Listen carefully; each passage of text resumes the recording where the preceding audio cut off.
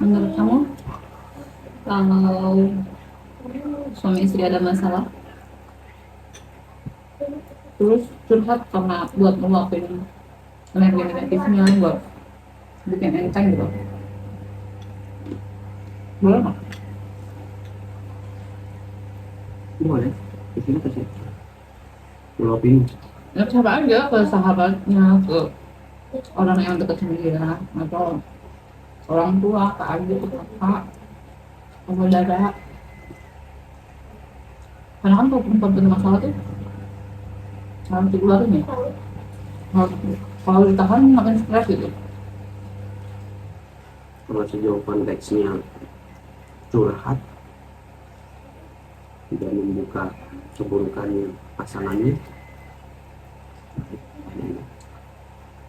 Gitu kan, ngeluarin masalah tuh termasuk dalamnya ke keburukan, kesalahan, kehilafan, atau apa ya, kegendekan si istri ke suami gitu. Otomatis kan yang bikin gender kan perbuatan nggak baik kan, kesalahan atau ya hal-hal yang bikin kesal si istrinya.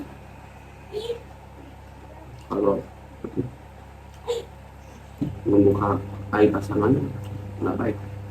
Hanya ada sabda Rasulullah, sebaik-baiknya menyimpan keburukan atau menutupi keburukan adalah Allah.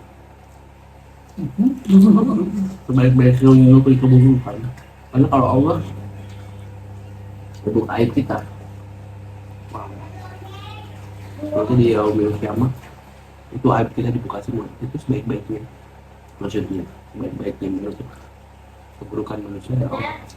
Oh, mungkin panggung itu ada juga yang aku tahu, Allah sudah menutup aibmu, maka jangan kau buka aib saudaramu. Sebaik-baiknya yang menutup aib kita adalah Allah. Ini jangan dibuka. Itu kalau konteks curhat, pembelanya wanita ya, kalau nggak melakukan, nggak mungkin saya kesel atau saya bete, saya capek, hanya sebatas itu lain. Tapi kalau saya kesel, saya bete karena suami gini, ya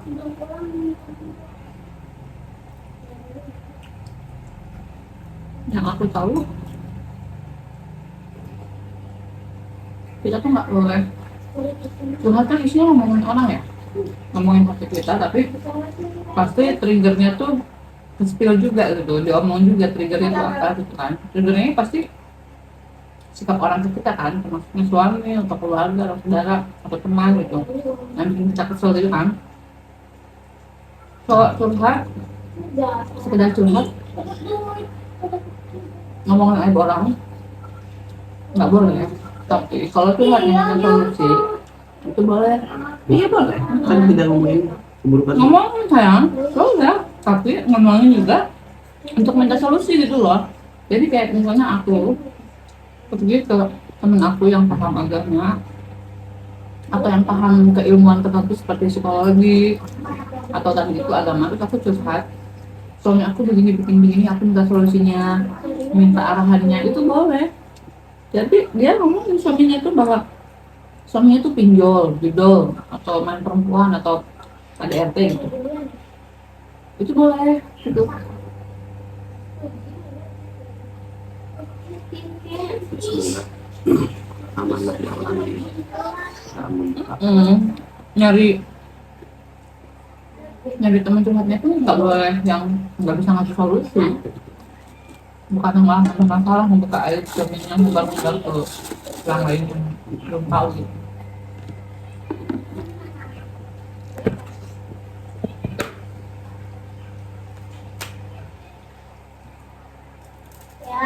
Gimana sih?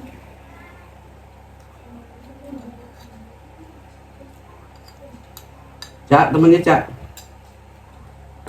Cak, temennya tuh.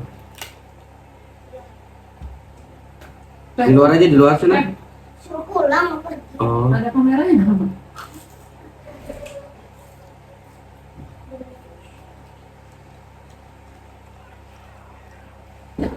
hujan ya?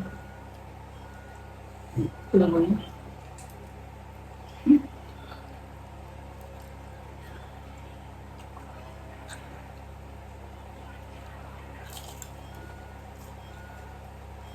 Power kursi.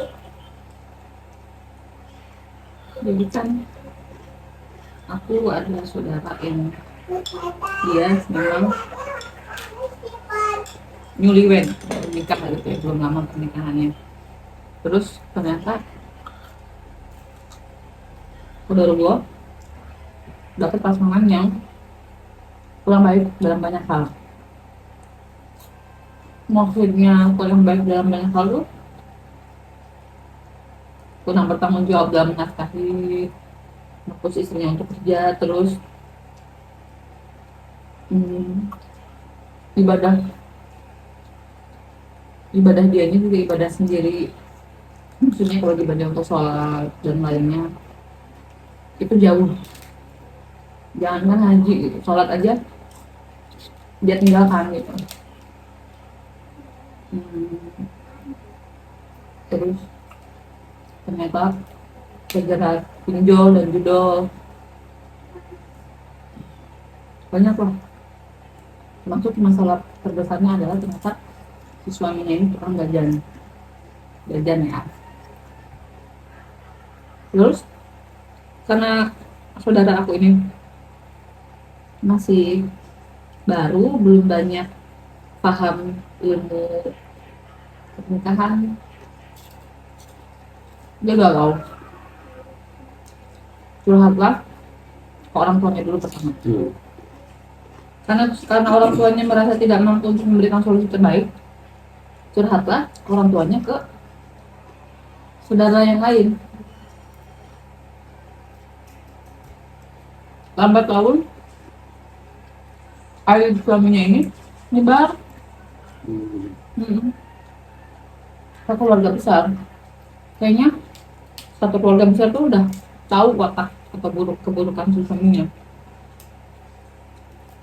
Yang pada awalnya si istri yakin untuk menenangkan diri dulu, berpisah sementara dari suaminya, akhirnya mungkin dia galau atau apa, makin kacau. Pikiran dia makin kacau, hati dia makin kacau. Orang tua udah gak mau menerima, saudara-saudara udah tahu aibnya, makinlah berantakan. Gimana tuh? Ya, karena secara psikis dia terganggu ya, karena awalnya keburukannya harus dikonsumsi tidak banyak orang, akhirnya dia malu, jadi dilema. Satu sisi dia ingin mempertahankan karena udah tahu keburukan pasangannya orang lain, pasti kan pemikiran Salah. kalau ada balikan lagi, lu masih mau sih sama orang lain gitu kan. Coba kalau dia nggak cerita dan orang lain nggak perlu tahu ya, gua dia mau balikan lagi atau dalam keputusan ini final nggak mau balikan lagi kan, cuma dia yang tahu. Makanya itu sifat manusia kadang-kadang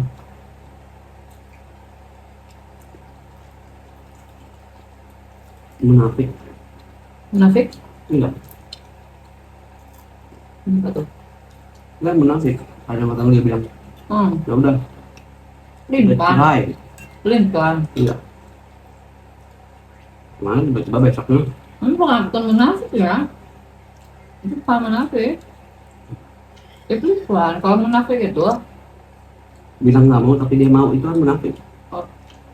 Masalahnya dia bukan tadinya mau, pura-pura nggak mau, tapi berubah, labil bukan munafik, beda. Ya sebetulnya dia masih cinta, tapi dia bilang udah cerai aja. Jadi tiba-tiba besoknya dia dirayu mau lagi. Kan udah keumbar keburukan si suaminya, jadi akhirnya dilema.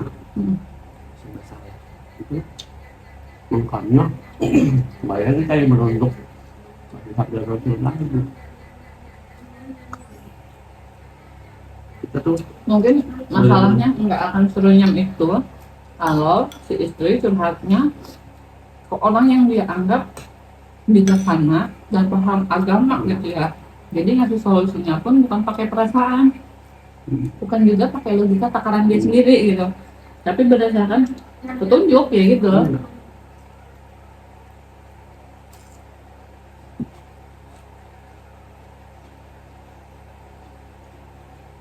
Kalau orang tua yang kita curhatin lebih dominan pakai hati kan, karena anak aku gitu, aku nggak mau anak aku. emosional. Iya, jadi mungkin nggak balance ya. Ada juga mungkin dia curhatan sama saudara yang mungkin lebih pakainya logika takaran dia sendiri gitu. Kalau aku jadi kamu sih gitu.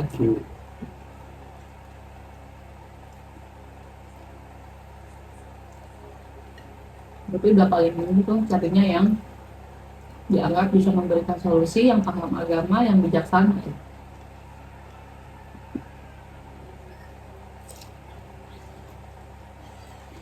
Dan juga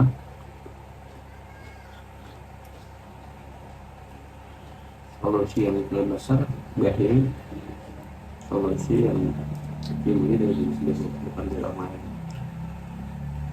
Kadang-kadang opini atau sikon orang lain terhadap itu juga berbeda. Versi kita ini solusinya seperti ini paling benar. Tapi kadang-kadang orang lain itu nggak tahu kondisi kita dengan solusi seperti itu, nggak mungkin diterapkan di kita. Ada juga gitu.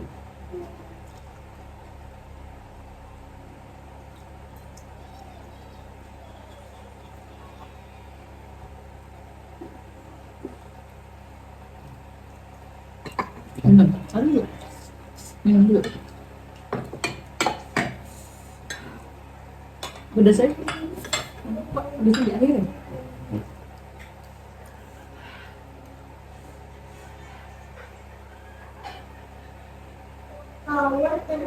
Man har samtidigt en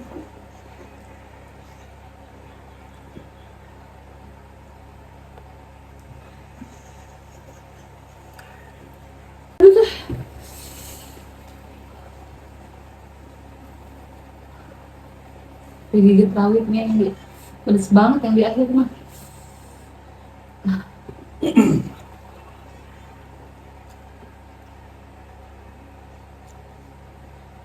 Ya, ukuran di meja makan baiknya sebagai suami istri kita harus membuka komunikasi. Kamu tahu nggak sunnah atau adab yang dicontohkan Rasul ketika makan dua kali? Adab ya, dari semuanya. Baik itu, pokoknya ada Rasulullah yang termasuk ke sunnah. Tapi nggak boleh makan, nggak mau. Salah, kembali. Selain makan pakai kanan, baca bismillah dulu. Kakinya diangkat sebelah kanan. Dan kayak gini, ternyata ini juga ada alasan medisnya, ada benefit sisi medisnya ketika makan dengan kaki diangkat sebelah kiri kanan. Kalau sunnah Rasul juga kita nggak pakai meja makan sih, reseh. Tapi juga ngobrol sambil makan, itu sunnah Rasul. Kenapa atau enggak? Karena ketika kita makan, perut kita kenyang, mood kita baik, kita happy, ngobrolin segala masalah tuh dengan kepala dingin akhirnya. Beda hal kalau kita ngobrol dengan kondisi perut lapar. Selain aroma yang gak sedap dari mulut karena lambung kan, tapi juga berpikirnya tidak adem, tidak logis, kurang adem gitu. Akhirnya ambil keputusan dengan kurang baik. Oke. Terima kasih. Bye.